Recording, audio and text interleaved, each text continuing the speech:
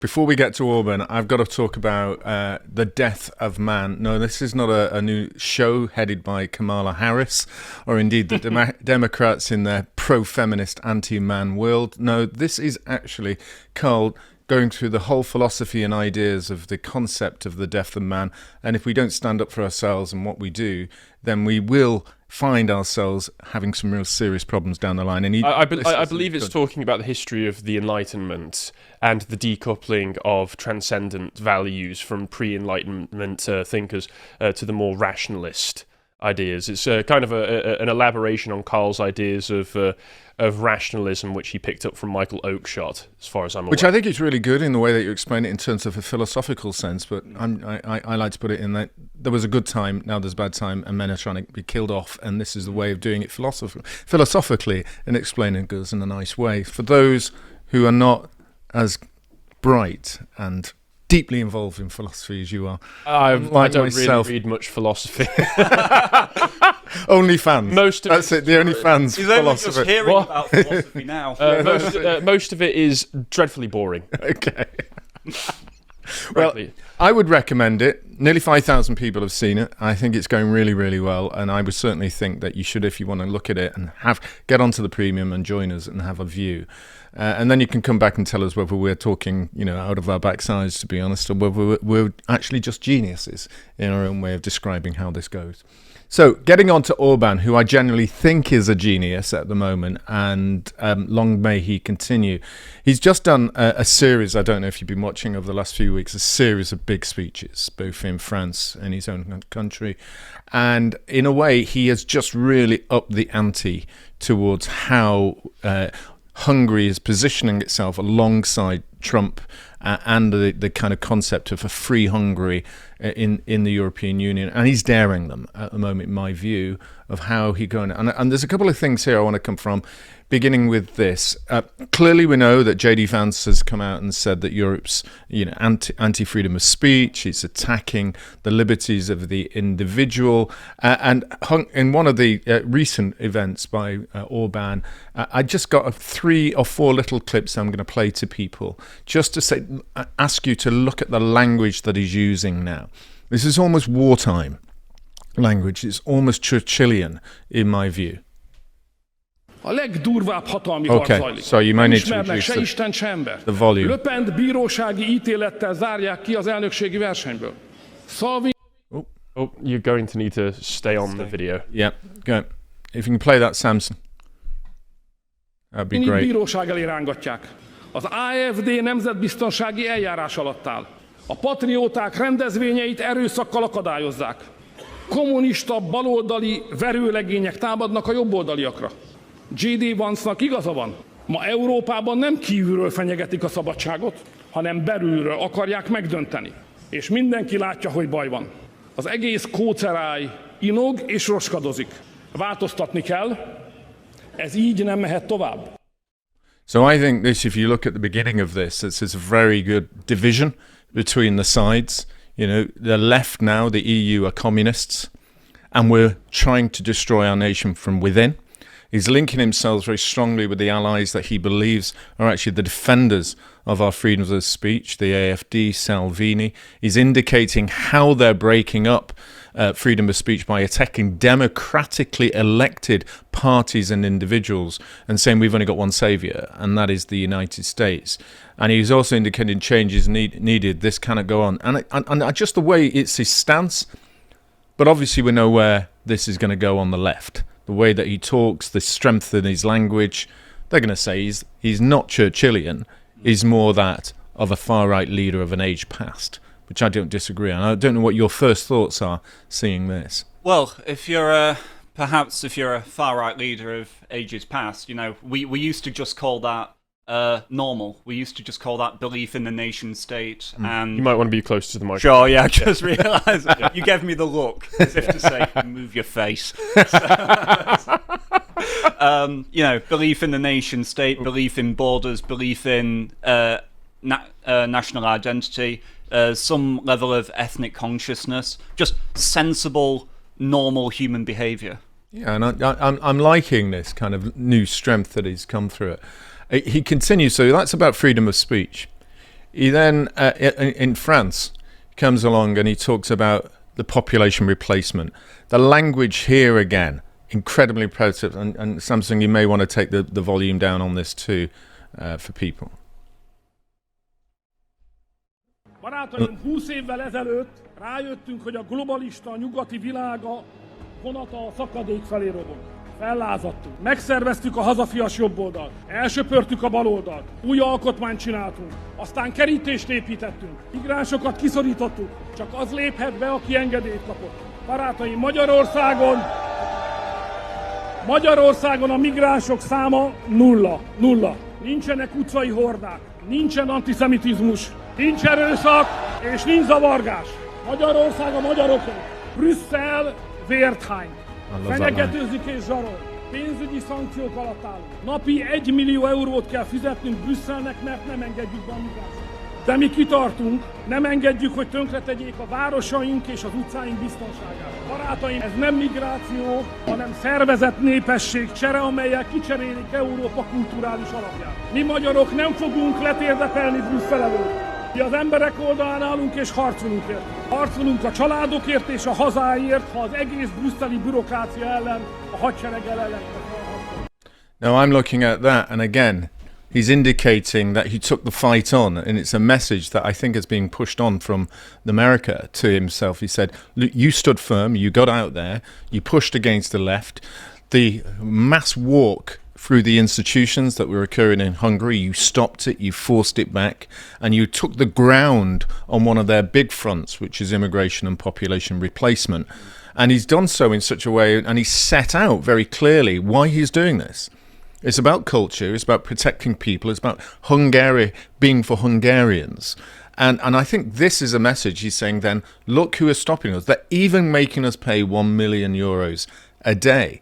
So they're attacking us on freedom of speech and political parties. This is the reason why is we're standing up for them. But we're going to stand for them, even though we're going to pay them 1 million euros a day, which he goes on in a later video to shows how actually quite expensive that is for a nation like Hungary. But it sets out in this another message of turning around and saying there are things that you can do against the Goliath. Take the beatings if you want. Take the money. They can have the money, but I'm not having anyone into this country that you're forcing into us. So that's a lesson that we should be taking in this country. Any leadership should be able to say, if you're not going to stop the boats, we'll take some other form of punishment from you. Maybe you'll close down Dover and we can't have it, but we'll do the same. We'll stop the trains. So there needs to be that kind of firm action, and he's indicating where that firm action is. Because of the history of Hungary, conquered by the Ottomans, conquered by the Germans, conquered by the Soviets, it speaks to the Eastern European, Hungarian experience of treating politics seriously, treating statesmanship seriously, because you've finally got a nation of your own again, and they don't want to ruin it. Yeah, and I like that, and I can't, I personally can't understand what's wrong with what he's saying in terms of the actions that he's got. And I know that I've got a couple more, and I'm conscious of the time as well. But he moves on to a third one, and he says, you can watch this one. Again, a similar sort of speech. In Hungary, there are 0 illegal immigrants crossing the border without permission. It's not a human right. It is a crime. And if you want to come to Hungary, you must ask for permission. Now, I say to people, I won't play this particular one because it's at the Edmund Burke Foundation, but it's very good where he actually just turns around and says it's a crime, and I'm treating it like a crime. It's organised by criminals, and it's supported, in his words, by the criminals in the European Union. And then we've got the fourth one, which is, again, this is moving on to another area that he's got. He's created 3 levels of attack. Now, we know he's been attacked over immigration, and we know that he's been attacked about the kind of rule of law issues by the European Union. But as I'll show in a moment, he's never been attacked more than on this particular point. Kedves francia patrióták, olyan országból jövök, amely határos Ukrajnával. A háborúpárti politikusok el akarják hitetni velünk, hogy folytatni kell a háborút. De figyelmeztetlek benneteket, ez a háború megnyerhetetlen. A harctéren nincs megoldás. Tűzszünet kell, béke kell, tárgyalások kellenek. A diplomatáknak vissza kell venni az irányítást a tábornokoktól. Mi nem akarunk meghalni Ukrajnáig. Nem akarjuk, hogy a fiaink koporsóba jöjjenek vissza. Nem akarunk egy Afganisztánt a szomszédunkba. Nem akarjuk, hogy a háborúra hivatkozva Brüsszel hadigazdaságot vezessen be. Nem akarjuk, hogy gigahiteleket vegyenek fel. Nem akarjuk, hogy föderalizálják a tagállamok pénzét. Nem akarjuk, hogy belekergessék az országainkat egy fegyverkezési versenybe. Kérem önöket, állítsuk meg őket. Right. And I think that is incredibly powerful because he's not just talking about the people in his country saying, look, there's a war going on there, we want peace, again, as the United States do. But there's a rationale for this. And it's not just about the bodies. He's very primarily concerned about the individuals in his country not being dragged on. But he's also indicating two other things. He doesn't want this continuous war like in Afghanistan on his right. But more than anything else, he recognizes why the European Union not only want this war, it's because they want to maintain and usurp more power from the state. They want to be able to bring all the fiscal elements of European countries under one bond issuance, under one control, that there is no way whatsoever by European countries to be able to control their economies. They're going to use the excuse of a war to solidify the European Union into one country once and forever. And that means he loses exactly the point you talked about. The freedoms they got from a post-communist world of being outside of the USSR means that they are now within the EU-SSR. So he has no control. But it's the smart thinking, it's the understanding of the long-term aims of what the European Union is about in relation to control of power. And he's stepping up and standing up and saying, no, there's a little bit further coming on. Now, of course, what do you expect? This is where they're going to come back. You know, he's talking around real big Ukraine policy. To them, Ukraine is a massive issue. Not only means that they can actually reinforce rearmament across Europe with the ideas that we can talk 5% of GDP in the UK, that NATO is going to be weakened, they say, so we have to have a European military armed force to be able to take on those 197 million Russians against our billions of people in Europe, you know, because obviously that small number with a GDP much less than what the rest of Europe is, much less in terms of spending on the military than the rest of Europe is. But they are a massive enemy, so therefore we need to take control of all banking, all financials, create the full country at last, bring Britain back in, and then we can launch a war on them. And he's saying no, but the pushback now, because he's stepping up against that last final element, the only way that they can see the European Union of bringing the country together as to one as that they want is through war. That's how they see it, because it's crumbling. Economically it's crumbling, mass migration is crumbling.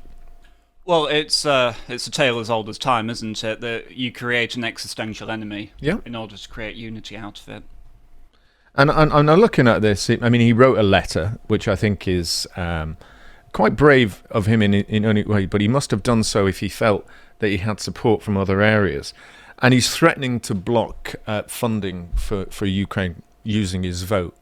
And that's led to calls, and I think I'll talk about it later on, it probably should have been talking about it now, is actually the EU are now talking about removing Hungary's votes, the right to vote at all, in anything, in the Commission, in the Council, in the Parliament. They want to effectively say, you're in the club, we're fining you, you do as you're told until you actually do as you're told, and we tell you what to do, and then we'll allow you back. Until then, you can't even get a membership vote. You pay your fee, but you're getting nothing. And I think that's also shows to the anti-democratic element that's occurring within the minds of some people in the European Union. But when we ask ourselves, he's done all his policies, and this is a bit grey here. People say, what's wrong with, he's obviously an evil man. He's like Hitler, but because he's stopping the rule of law, or he's putting fences up, he's not wanting to go to war, he's stopping immigrants coming in. But then you look at this instance of terrorism in Hungary from 1989 to 2016. Actually, that big spike they talk about is really one. It's one. And this is on from Statista. He's got no terrorist actions from Islam in his country. And what is clear, because he's not allowing foreign invaders in and he's controlling them at the borders. And yet look at Germany. Did exactly the opposite and almost seems to have one a month on there. So what is wrong with that? Then we look, just pulling out some numbers of registered crime cases in Hungary from 2010 to 23. Crime is declining on serious levels since he come into power. What did the left want? Remove him, bring out the rights, and bring crime back up again so that we can have another Ballymena, another Paris, more riots everywhere. That we can have more rape gangs coming up in the equivalents of Rotherham all over the place. And so, actually, his actions of closing borders, being defence, looking at the nation state of Hungary and its people, is creating a safer, more robust, and a more pleasant place to live in. And I find it completely weird, so that people oppose it. And then we've got this, from Mikos, I think he's one of his assistants, if I'm right. I think he might be his chief of staff or head of, or is it a lawyer within it's Director of Fundamental Rights. Yes, Mikos, good guy, actually. And he talks about this: no street gangs, no anti-Semitism, no violence, no riots. And he makes this very clear in this recent French speech, the French Victoire conference that he was in. And I think, I find it utterly bizarre that all these countries where you have all of this are actually looking at the one country that doesn't have it, with a leader that's standing up for the rights of his people and actually protecting them and saying he's weird and he's wrong. And this now is the former Lithuanian foreign minister. It's intriguing what he talks about here, the challenge. On the writing there it says, we call it what you want, but this is the common denominator. We won't be stronger than Hungary allows us. And we haven't challenged that. I just say, always when you're looking at these, look at the features and the facial expressions of the same. So we've been placed in a position where Orban is our ceiling. Europe cannot outgrow Viktor Orban. He tells us how far can we go. This is our, glass ceiling, whatever, call it what you want, but this is the common denominator of Europe. We won't be stronger than Hungary allows us to, and we haven't challenged that. I find that fascinating on a number of fronts. I don't know what you think. What's his reasoning that a single country and a single leader would be such a stopper to their how powerful Europe could be? Exactly.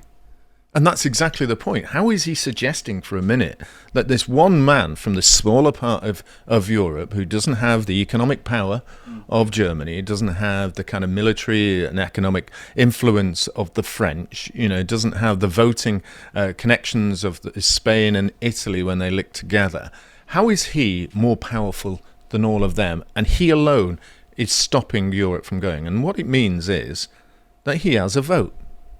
He has a veto. Under the rights and democratic principles of the European Union, every country that joins has a veto over certain parts which are defined as being totally about their own country, the economy, the currency, elements of military. And so Europe can only be more powerful, that ceiling can only be broken if none of those countries have that power to be able to have those influences on there. So once again, we have an individual like this, a former foreign minister. In his case, he is advocating more for war, without a doubt. He wants more war against Russia. Lithuania is in danger. Tomorrow, obviously, they're going to be invaded. And next day it's probably Estonia, and then obviously Russia will take on Germany as a retaliation for them coming at them in World War I or II or wherever it is. But the idea of that is all about them having a power grab, and this one man is using democratically principled, set out in their original documents. He's using the power of democracy to stop them being autocratic. So, of course, what we do see in Europe is that's the leadership.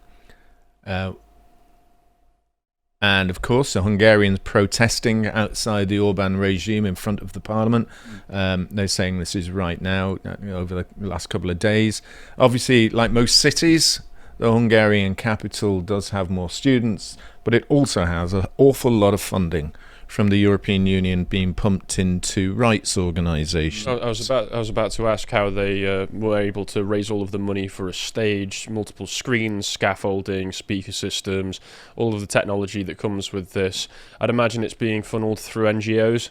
Yes, and of course there were some laws brought in to try and prevent some of the NGOs, but of course a lot of the NGOs that connect with the EU can't be attacked. They have to be funded.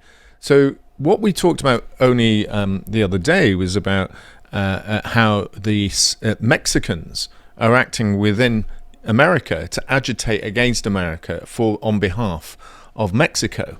What you have here is funding from the EU agitating people to support the EU against their own nation state.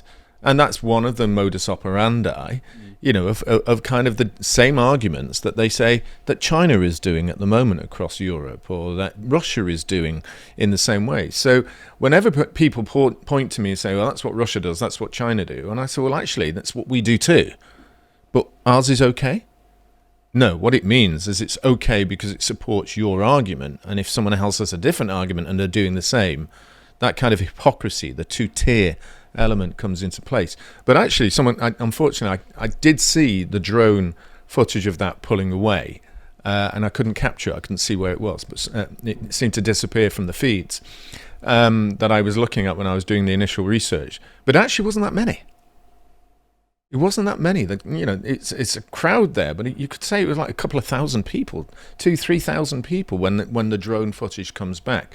Nonetheless, it's where they're going to start again, because obviously we had some Hungarian politicians who are campaigning for like the mayors of the cities who are gaining ground on what they call the young people. And we have people like this, they call themselves supporting Israel, and yet Orban has no anti-Semitism, no marches by pro-Hamas supporters. And this is what they're actually saying. The jokes are over. The European Union is going to cut out the tongue of Orban, and they're linking him to Putin's tools inside Hungary. So the modern-day Hitler is Putin. Anybody that stands against us on any particular issue is Putin's fools. We know that. We've been called that. Some of us have. I know I have, particularly as I fly in my helicopter from here to my large Surrey estate before I catch my boat to get down to my Marbella, house. Of course, all funded by, the funding I get from Russia for arguing both sides. I've seen you, leave this podcast and immediately revert to speaking Russian. Yeah, that's right. That's I've seen you do it. Yeah, is there any evidence, like legitimate, actual evidence, connecting Orban to Russia in any way? No, but there is this recent case that one of his PR people is now alleged to have, to be fair on their arguments, alleged to be receiving funding, and Orban is very quiet, they're saying. And then we've got... again, coming back from Miklos, is the black sheep of the European Union, the nightmare, the hope of European... And that's how we see it. Or certainly that's how I see it. That he is the last bastion of Christians, alongside, what they're doing in Poland, providing they don't have former EU commissioners, parliamentarians in charge of their government. And thank God that they actually did get a president who is of the right. And I come down to the conclusion, this is how we're seeing it. AFD's Alice Weiss, I want good relationships with Victor Morgan, is a counter-model to Angela Merkel, who pursued politics against her own people. And I think a lot of people would argue that's where the European Union seems to be. They love this kind of model of we are the only ones who can make the decisions.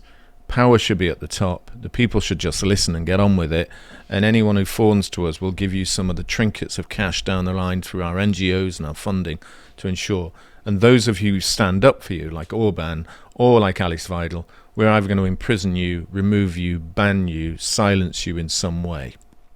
But I just say that over the last few days, looking at the speech he's been doing in France, what he's been doing in his own country, Orban's stepping up, and he's now hitting them in both a financial and military-based argument that they're really going to come for him. And I think we're going to see some fireworks in Europe over the next few weeks as they'll go for Slovenia, I believe. They'll go for Poland and the leader there. And the European Union won't stop until they've been able to, A, get the money and funding towards taking on a greater military capability against Ukraine, and B, then use that as the excuse, as you've identified, to join a more unified European country. Long may he stand strong, but we don't have a government to back him at the moment on our side. Well, the continuous pattern is just to, import crisis, policy decisions that bring about more crisis, and then accumulate more power in the hands of people who made those crises possible in the first place. Yes. This is the continuous pattern of how things are. Life in 16th century England was not easy. Things were very different to how they are now.